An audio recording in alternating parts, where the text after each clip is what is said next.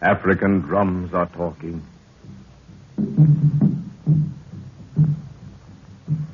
Over weary wastes of veldt and jungle, the drums bring you a story of Africa.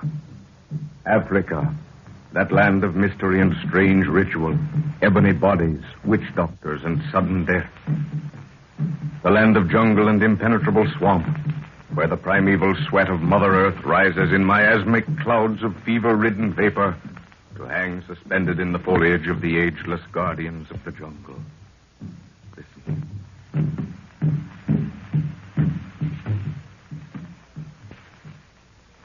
This is the story of a little band of explorers led by Professor Anton Edwards, a giant of a man, the keynote of whose life is scientific discovery. 200 miles from the banks of the Upper Congo River in the jungles of French equatorial Africa, Professor Edwards has made his camp, awaiting the coming of assistance before traveling further into the hinterlands. With him is his daughter Lorna, just graduated from an American university, and Nguru, a huge native Messiah of royal blood. It is night in the African jungle.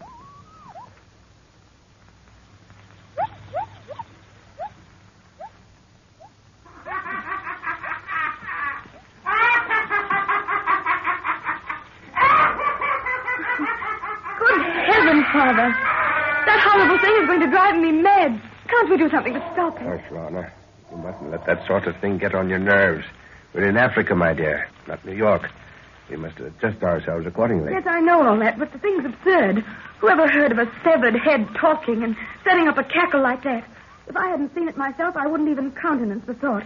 It's against all the laws of nature we've been taught to revere. As I said before, my dear, this is Africa. Anything can happen. The only way to keep one's sanity is to accept Africa, and Africa will accept you. Yes, I suppose so. I must admit that when the witch doctor brought this preserved head out and it started cackling and mumbling, I was shocked. Then I thought it was a type of ventriloquism. But the head's been brought more than 100 miles away from the man who gave it to you, and it still keeps up its absurd chatter. Yes. So I've accepted it as part of this continent and ceased to wonder.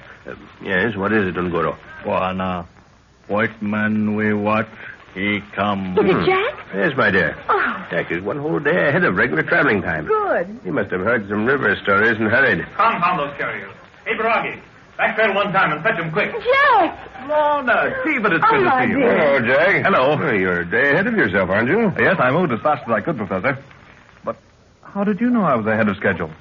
I didn't contemplate joining you for another week until I heard some... Until you heard some talk down the river, huh? And at the fork of the Mubangi, you left the boat, gathered a few natives together, and made a safari as fast as you could to get the truth of the matter. Well, bush telegraph, eh? Precisely. Oh, this place is as bad as Hickville. You can't turn around without the news being broadcast to every native in the country. It has its uses, my boy. Those drums are the newspapers of Africa. Well, I suppose you're tired. Come on in the tent and have something. Oh, Lorna, will you get that bottle out of the special case? Yes, Father. This night air isn't any too good for a tired body. Do you have any trouble on the way in? No, sir, nothing to worry about.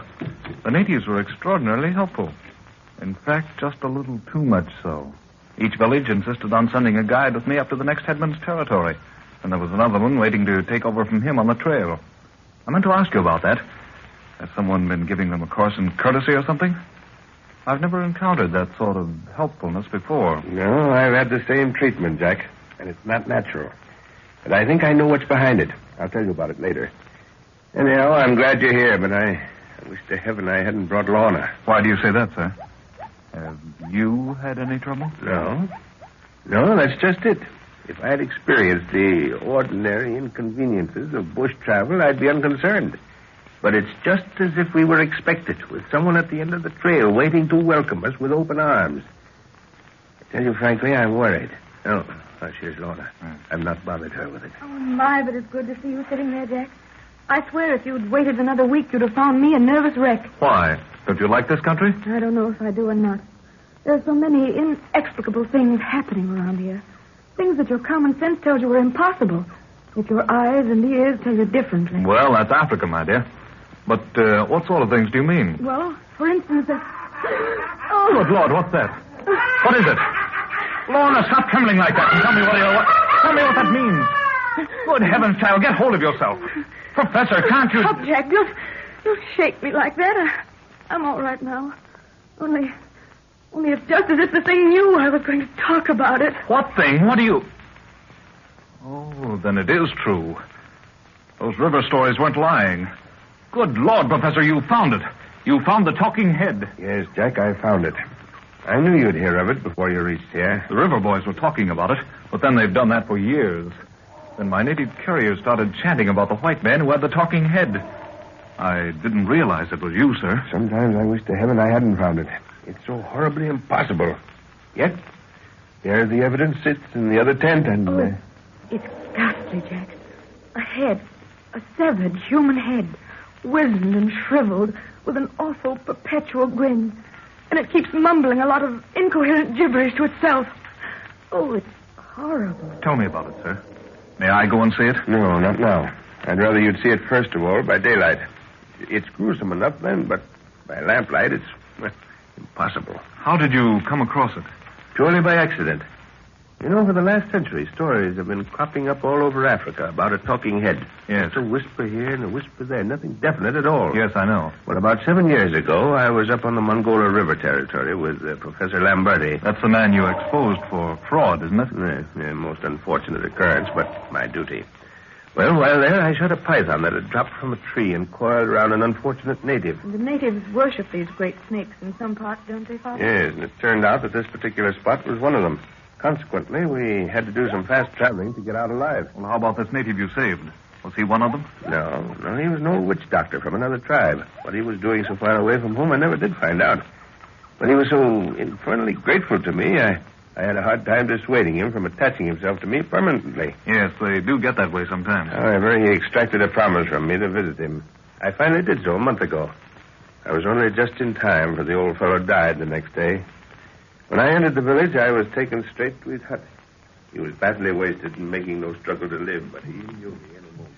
7 years has passed, white man, since thou and I have looked upon each other. Therefore art thou 7 times more welcome. Old man of wisdom, the intervening years have taken my feet into many strange places, but always has my heart remembered its promise. It is well. For now may I pass to my ancestors with a light heart. Yet there is a destiny to be fulfilled before I may look into their eyes fearlessly. Listen carefully, white man. I listen, my friend. Many years ago, before the white man brought his floating house to the rivers, a white warrior whose brain was touched by the gods wandered into the village of my people. His speech to us was that of the monkeys, but his strength was that of the gorilla. At certain seasons of the moon, he would summon the devils of the forest and hold speech with them, but only his eyes could behold them. You've heard this story, white man. From the mouths of the ignorant only. This man led my people in battle. He was greatly feared. One day, as he lay sleeping in the forest, a warrior from another tribe crept upon him and killed him, taking only the head as a trophy. But the head refused to die, and the warrior in his terror dropped it and took flight. That head has been preserved, white man, for it is written that you shall take it back to its people. For the legend says that only then will the spirit compose itself to rest. So that's how you got it, sir. Yes, I promised to take it before seeing the thing. Probably if I'd waited, I'd have had nothing to do with it. It's really horrible. Oh, dear. What's the matter, Lorna? Oh, just a little tired, I guess. I think I'll turn in for the night. All right, my dear. I'll go and see that your quarters are ready. I see the professor still makes a personal inspection of quarters every night. Yes, he always does. Have you been getting plenty of sleep, Lorna? You don't look as well as you might. Oh, Jack, you don't know what a relief it is to have you here. There's something wrong with this place. Something I'm sure Father knows nothing about. Why, what do you mean, dear? Your father knows this country better than anyone.